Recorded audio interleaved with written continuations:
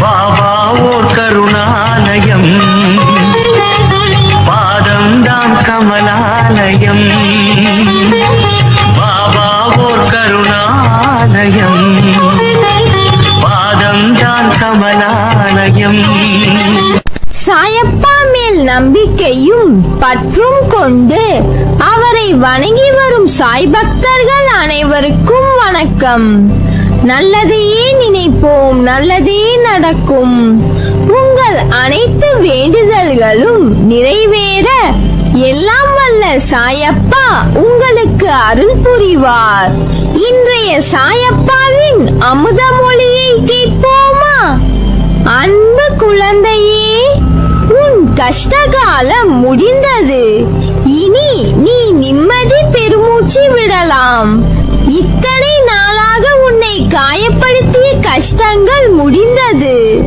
உன்னை கீழ்த்தரமாக நடத்தியவர்களுக்கு நீ நன்றி சொல்ல வேண்டும்.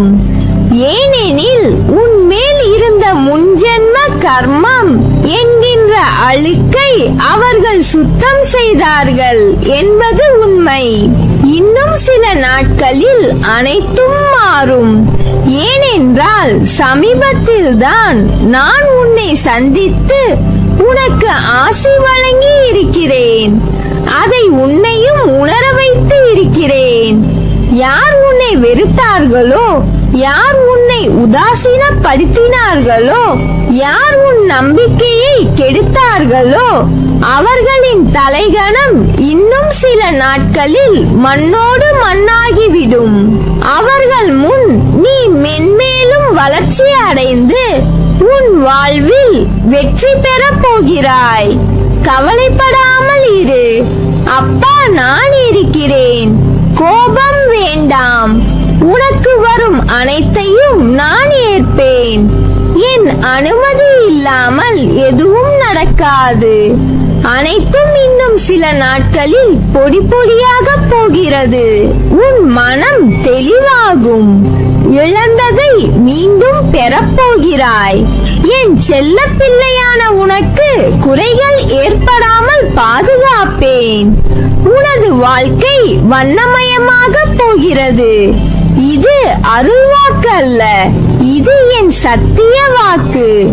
வெற்றி பெற வேண்டும் என்ற ஒரு எண்ணம் நமக்குள் ஒலித்துக் கொண்டிருந்தாலே தோல்விகள் எல்லாம் தவிடுபொடியாக மாறிவிடும். இந்த உலகத்தில் வல்லவனாக யாரும் பிறந்ததில்லை. தன்னம்பிக்கை என்ற சுடர் தீபம் உனக்குள் எரிந்து கொண்டிருந்தால் இந்த அகிலத்தையே உன் கைக்குள் அடக்கலாம். தளர்ந்து நிற்காதே. வெற்றி என்னும் மைல்கல்லை அடைய துணை செய்யும் மிகச்சிறந்த ஆயுதமே நம்பிக்கை. அதை மட்டும் வளர்த்துக் கொள்ள உன்னை முழுவதுமாக தயார்படுத்திக் கொள்ள வேண்டும். ஒவ்வொரு மனிதர்க்குள்ளும் இரண்டு மனம் இருக்கும். ஒன்று உன்னை உயர்த்தி வெற்றியாளனாக மாற்றும். இன்னொரு மனம் உன்னை கடினமாக உழைக்க விடாமல் சோம்பேறியாக வைத்துக் கொள்ளும்.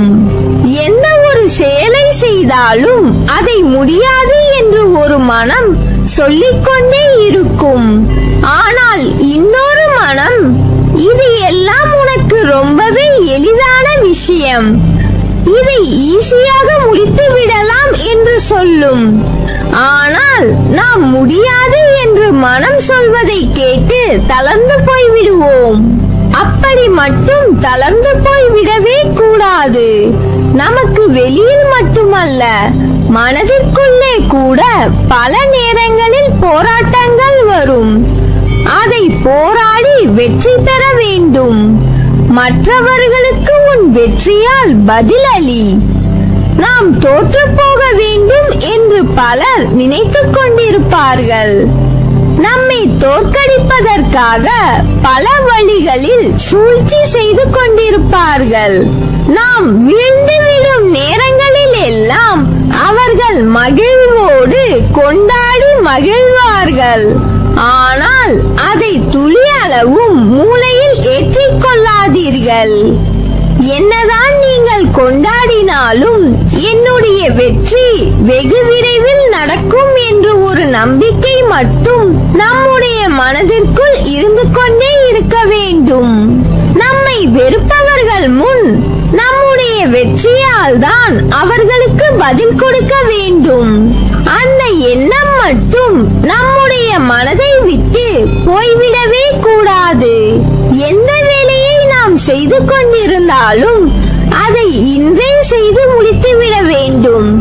நாளை செய்து கொள்ளலாம், நாளை மறுநாள் செய்து கொள்ளலாம் என்று நினைத்துக் கொண்டிருப்பது நல்ல வீரனுக்கு அழகே கிடையாது. இதை பல இடங்களில் பலர் சொல்லி கேள்விப்பட்டிருப்போம். ஆனால் நம்முடைய நிஜ வாழ்க்கையில் அதை நம்முடைய மூளையில் ஆழமாக பதிய வைத்து விட வேண்டும். எதை செய்ய வேண்டும் என்று நினைக்கிறோமோ அதை உடனே செய்துவிட வேண்டும். நாளை ஒரு வேலையை செய்யலாம் என்று ஒதுக்கி வைத்து விட்டால் அது மேலும் உங்களுக்கு சுமையை தான் கொடுக்கும். எல்லா நேரங்களிலும் வெற்றி கிடைக்காமல் போய்விடலாம்.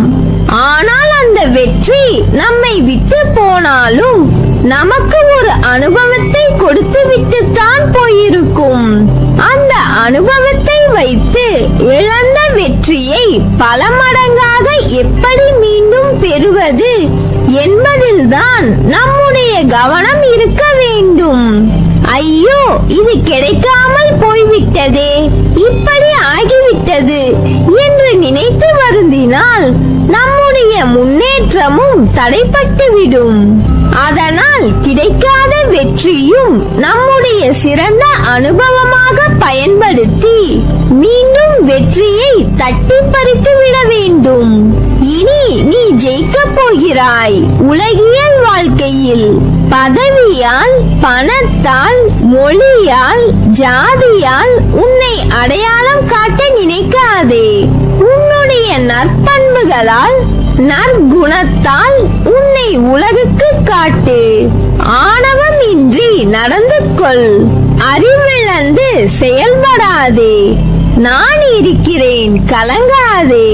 கைவிட மாட்டேன். என்னை சரணாகதி அடைந்தால் நான் உன்னை பாதுகாப்பேன். நீ எதற்கும் பயப்படாதே, கலங்காதே. உன்னில் நிச்சயம் வெற்றி என்ற தீபத்தை ஏற்றுவேன். உலகத்தில் என்ன மாறினாலும் நகன்றாலும் உன்னை விட்டு ஒருபோதும் அகல மாட்டேன். உன்னோடும் உன் குடும்பத்தோடும் நான் இருக்கிறேன். நீ எல்லா செல்வ வளங்களையும் பெற்று சீரும் சிறப்புமாய் நிம்மதியான மகிழ்ச்சியான வாழ்க்கையை பெறுவாய். நல்லதே நடக்கும். நீ என் பரிபூர்ண அருளும் ஆசீர்வாதமும் அன்பும் பெற்ற என் செல்ல பிள்ளை.